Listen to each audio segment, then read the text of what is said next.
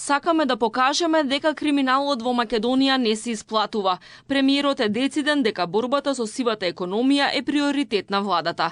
Тој вели дека ова е континуиран процес и дека целта е да се воспостави економија со ред, пазар со правила, а држава со достоинство.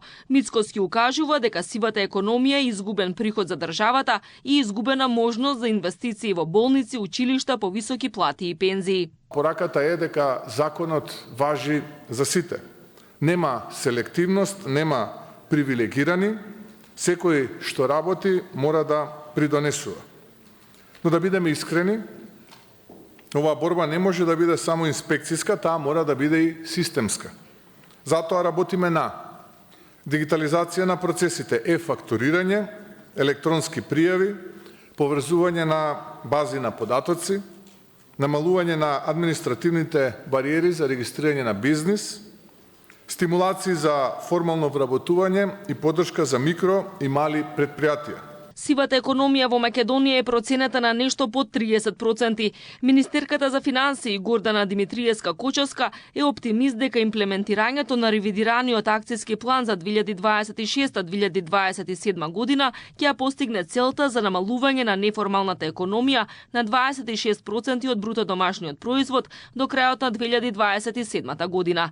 За Димитриевска-Кочовска проектот електронска фактура, дигитализацијата на УЈП и поврзувањето на системите на разни институции се клучни процеси во борбата со сивата економија. Исто така клучно за нас е дигитализирање целосно на управата за јавни приходи. Меѓутоа, кога зборуваме за дигитализирање, пред се мислиме на централизирање на системот, затоа што сега вие во управата за јавни приходи имате 8 различни системи од кои што се вадат податоците и никогаш што воведување на еден матичен или даночен број на даночен обврзник не можете да добиете податоци по сите основи, дали било за данок на додадена вредност, данок на добивка, персонален данок и така натаму. Спроведувањето на системски и конзистентни решенија е клучно за намалување на неформалната економија.